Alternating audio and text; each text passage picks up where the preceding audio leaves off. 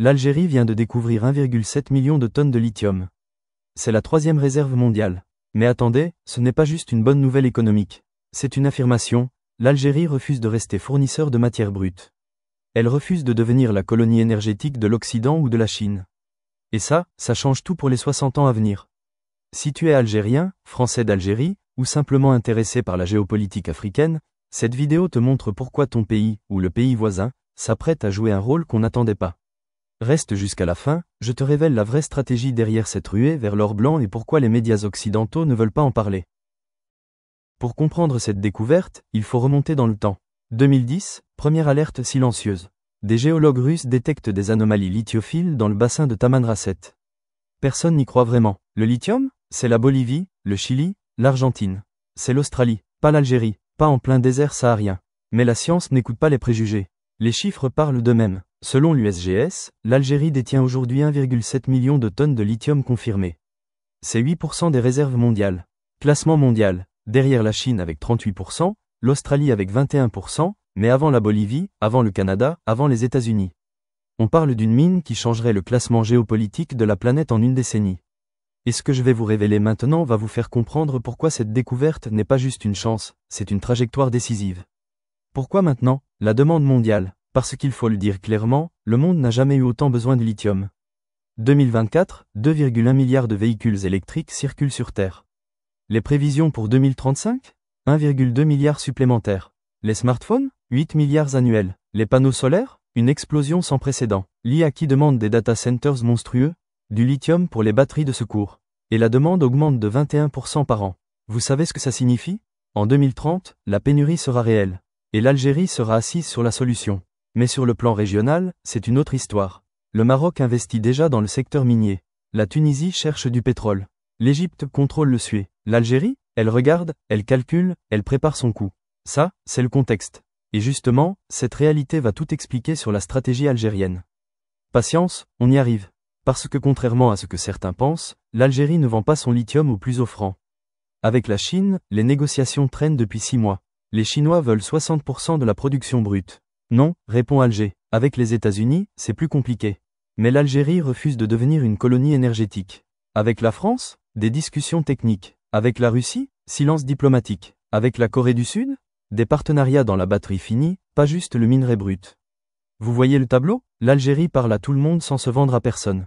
C'est ça l'indépendance économique. Et maintenant, accrochez-vous parce que ce que je vais vous dire sur la stratégie algérienne va tout changer.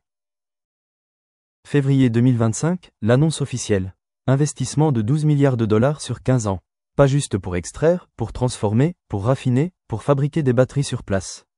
Les mines vont générer 50 000 emplois directs. Les usines de transformation, 200 000 emplois. Les écoles d'ingénierie, des milliers de techniciens algériens formés localement.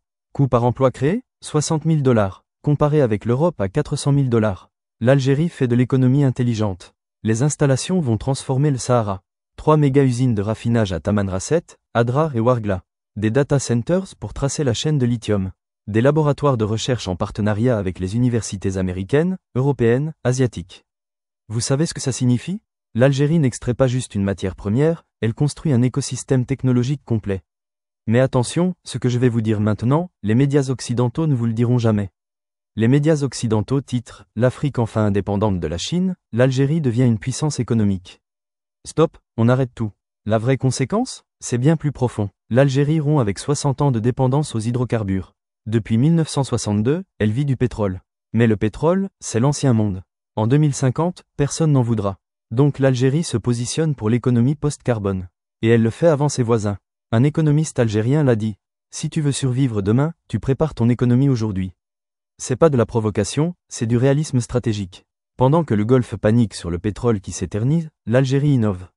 Et ce que je vais vous révéler maintenant va vous prouver que ce n'est pas juste de l'extraction minière, c'est un plan civilisationnel. Janvier 2025, pendant que personne regardait, 14 partenariats sont signés discrètement à Alger. Transfert de technologie avec Tesla. Accord de recherche avec Volkswagen. Contrat avec Panasonic pour la batterie finie. Joint ventures avec des universités chinoises. Collaboration avec le CEA français. L'Algérie ne vend pas du minerai, elle vend de l'expertise progressive. Les universités algériennes forment désormais 2000 ingénieurs par an spécialisés en chimie du lithium. L'Algérie accueille des chercheurs internationaux. Elle construit un écosystème où la connaissance reste sur place. C'est ça la vraie richesse. Pendant que certains pays extraient et laissent partir la matière première aux mains des autres, pendant que d'autres acceptent des miettes en contrepartie, pendant que d'autres vendent leur sous-sol sans vision à long terme, l'Algérie construit une chaîne de valeur complète. Mais la vraie question que personne ne pose, c'est celle-ci. Pourquoi maintenant? Pourquoi 15 ans? Pourquoi cette approche graduelle et pas une ruée immédiate? Parce que l'Algérie c'est une chose que les prédateurs ignorent. L'extraction rapide du lithium, c'est l'épuiser. L'Algérie a 1,7 million de tonnes mais à 150 000 tonnes par an, ça dure 11 ans. Et après, c'est fini. Donc l'Algérie ralentit, elle contrôle, elle maîtrise. Elle crée une rente perpétuelle, pas une bombe qui explose. Avec ce rythme, on parle de 60 ans de lithium. 60 ans pour transformer l'économie complètement. 60 ans pour créer une industrie manufacturière solide. 60 ans pour passer du statut de producteur de matière brute à celui de producteur de technologie.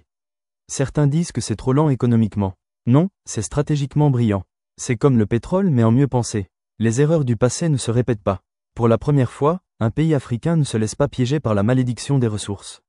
Et ce n'est que le début. Après le lithium, viendra l'uranium. Puis les terres rares. Puis les métaux stratégiques. L'Afrique du Nord devient progressivement le centre énergétique de la planète. Mais la vraie question, celle qui fâche, c'est, et les conséquences environnementales? Certains disent que l'extraction du lithium tue les aquifères. Je comprends cette préoccupation vraiment. Mais posons-nous les bonnes questions. L'Algérie a des aquifères au Sahara mais aussi 30 années de technologie disponible pour minimiser les dégâts. Les usines modernes récupèrent 95% de l'eau. Les résidus sont traités. L'Algérie ne commet pas les erreurs du Chili des années 2000. Et puis, il y a une contradiction morale. Vous exigez que l'Afrique ne touche pas au lithium pour que vous chargiez vos iPhones en Europe?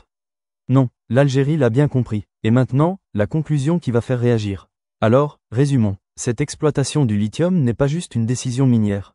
C'est une affirmation, celle d'un pays qui refuse de rester producteur de matière brute. Qui refuse de devenir la colonie énergétique de l'Occident ou de la Chine. Celle d'un pays qui, face aux incertitudes du monde post-carbone, choisit l'indépendance, l'innovation, la souveraineté. L'histoire retiendra peut-être que le lithium algérien n'était pas juste une ressource minérale, mais le moment où l'Algérie a décidé de construire son futur au lieu de le subir. Pendant que d'autres pays vendent leurs gisements aux enchères, pendant que d'autres acceptent des conditions qui ruinent leurs terres, pendant que d'autres dépendent du bon vouloir des puissances étrangères, l'Algérie achète son autonomie économique. Et ça, mes amis, ça n'a pas de prix. Maintenant, la question que tout le monde se pose. L'Algérie a-t-elle fait le bon choix en refusant les investissements rapides des géants mondiaux? Certains disent oui, c'est un coup de maître civilisationnel. D'autres pensent que c'est une perte d'opportunité monumentale. Et vous, team lithium algérien indépendant ou team accélération économique rapide? Guerre dans les commentaires, c'est parti. Et si cette vidéo t'a fait réfléchir, partage-la massivement parce que cette analyse, tu ne la verras nulle part ailleurs. Like, abonne-toi, active la cloche. La semaine prochaine, je vous ferai découvrir un nouveau sujet passionnant, avec des révélations surprenantes qui risquent bien de changer votre point de vue.